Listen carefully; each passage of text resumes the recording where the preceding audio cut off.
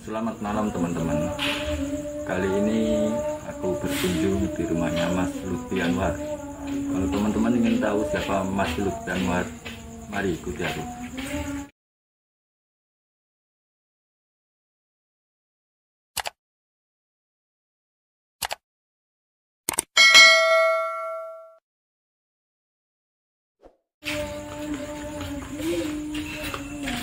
Assalamualaikum.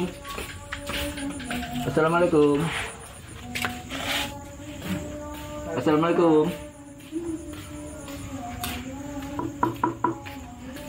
Assalamualaikum.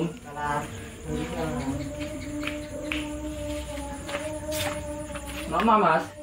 Ya udah mandi, pijet. Pijet. Iya. Monggo mlebet. Maaf ganggu waktunya Mas. Iya. Di video maaf Mas pasien ya. Ganggu waktunya Mas. Mboten. Di video nggak apa-apa toh? Enggak apa-apa, enggak apa-apa. Apa kabar Mas Lutfi? Alhamdulillah baik.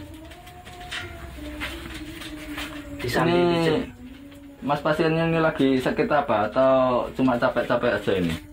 Ini meriang sama capek-capek. Meriang sama capek-capek. Iya. Kalau boleh tahu Mas Lutfi ini melayani pijet apa aja Mas? Ya pijet mulai capek, seleo, hampir semua yang selagi bukan patah tulang masih bisa. Jadi masih kayak lambung yang belum kena sentuhan operasi masih sanggup. Buka prakteknya di rumah saja apa ada cabangnya? Ya pernah panggilan juga, Pernah karena banyak. dibuka juga panggilan.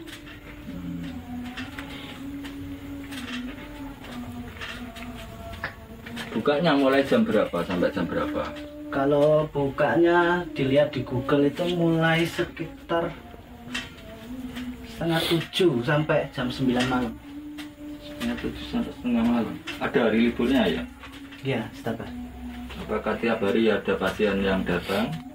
Belum tentu kalau setiap hari ada pasiennya itu belum tentu. Karena namanya orang tuh ada yang pijet, ada yang enggak. Jadi nggak bisa dipastikan. Ini tiba-tiba Mas Lutfinya ini kok punya profesi sebagai tukang pijat profesional, itu asalnya gimana? Ada gurunya untuk ngasih Ya belajarnya kalau atau Mas Lutfinya belajar secara otodidak atau gimana? kalau sekolah pernah juga. Sekolah pijat ya? Ya.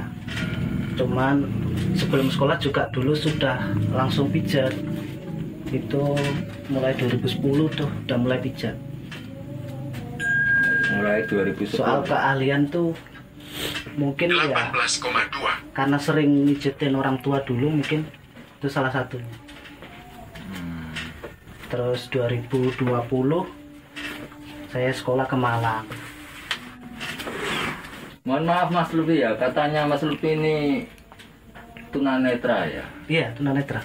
Itu dari kecil apa atau ada faktor-faktor yang lain yang menjadikan Mas Lutfi ini sebagai seorang tunanetra?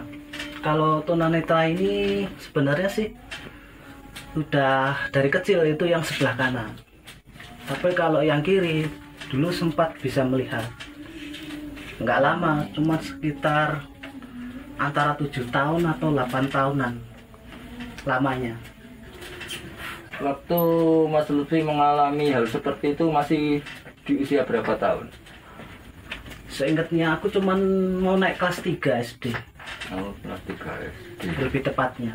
Jadi kalau nggak salah sekitaran usia 9 tahun itu Mas? Ya. Iya. Ya, ya. Itu aja bangun tidur sebenarnya. Tapi sekarang kondisi penglihatannya bagaimana? Sama sekali tidak ada cahaya satupun.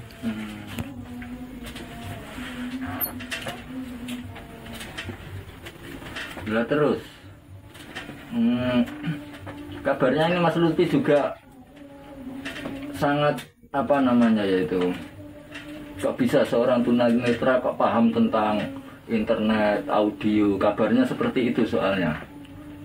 Ya gimana ya, mungkin faktor mau belajar, Karena mau belajar. karena orang tuh khususnya manusia itu kan dibekali kebodohan dari kecil. Dari situlah manusia harus berubah dari belajar. Tanpa belajar mungkin nggak bisa, termasuk tunanetra pun sama. Seperti itu berarti ya.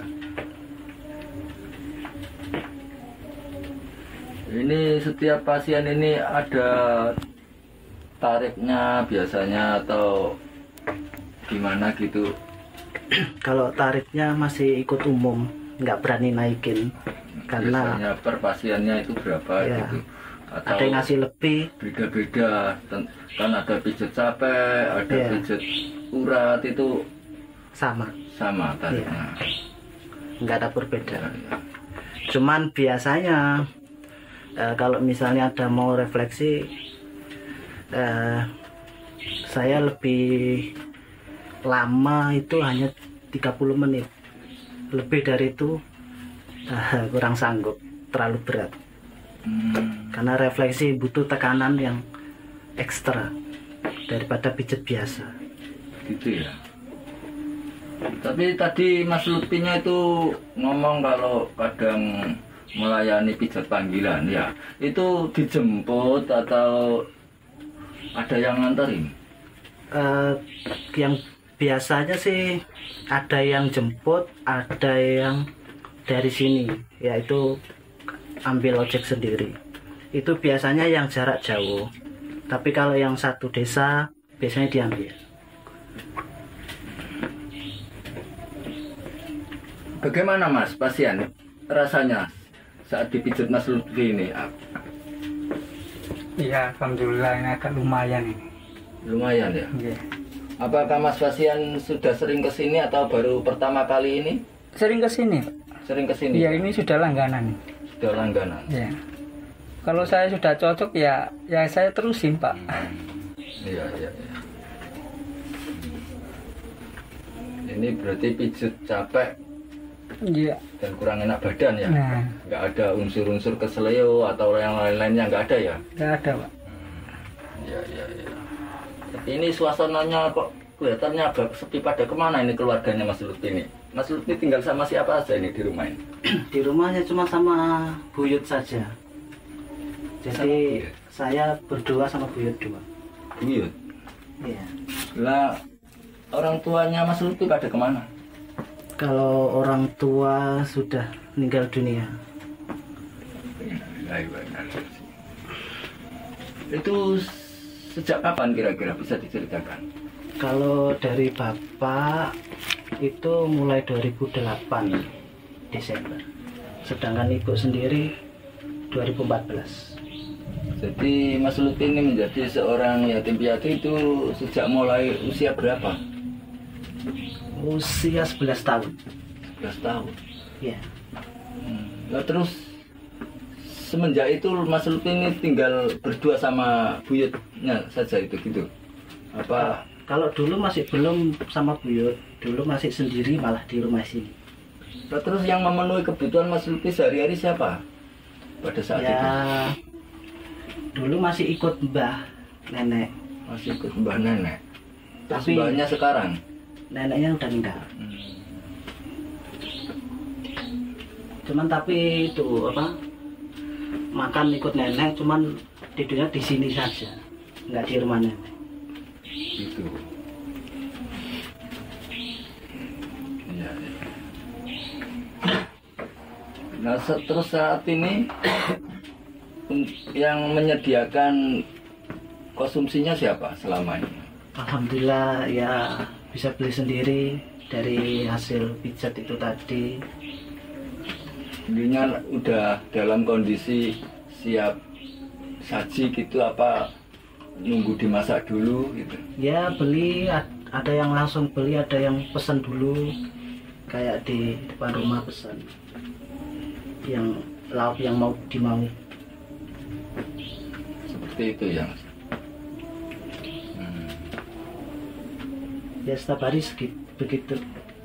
Apakah Mas Lutfi juga pernah mendapatkan perhatian dari pihak-pihak dinas sosial seperti itu, contohnya dari Kalau pemerintah?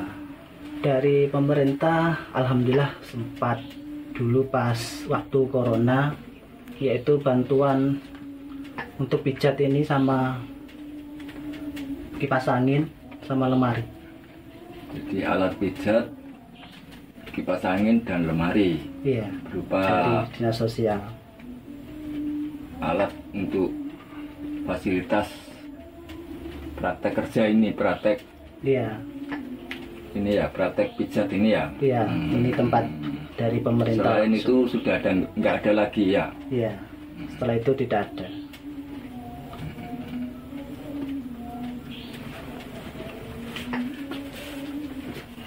Ya ini Mas Lutfi ini bisa di apa namanya, dijadikan contoh ya. Sebenarnya kalau orang hidup itu memang benar butuh belajar, butuh sabar ya dalam kondisi apapun. Sebelumnya saya minta maaf Mas Lutfi ganggu waktunya. Begitu juga sama Mas pasiennya ya, maaf Mas ya, ini soalnya live ini ya. Iya, Iya, nggak apa-apa, sama-sama. santai. Ya, nggak apa-apa. Nggak apa-apa. Ya begitulah teman-teman. Dari video kali ini kita bisa ambil hikmah dan pelajarannya.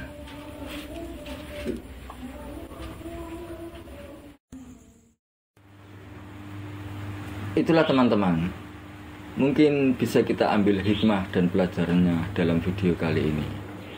Sebuah kekurangan bukanlah sebuah hambatan dalam hidup, asal kita mau belajar.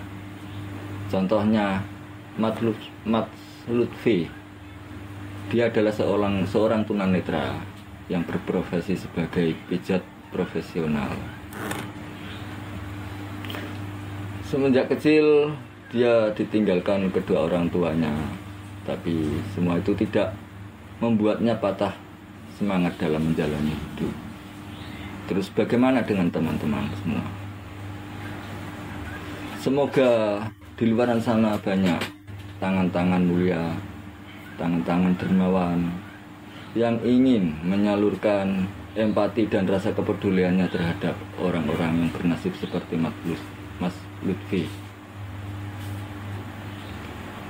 Marilah kita syukuri dengan apa yang kita miliki dan tetaplah perbanyak belajar agar kita mendapatkan banyak pengetahuan dan berguna bagi sesama. Jagalah kesehatan, karena kesehatan adalah sebuah harta yang sangat berharga. Dalam kesempatan kali ini, aku akhiri, salam santun dan tetap semangat.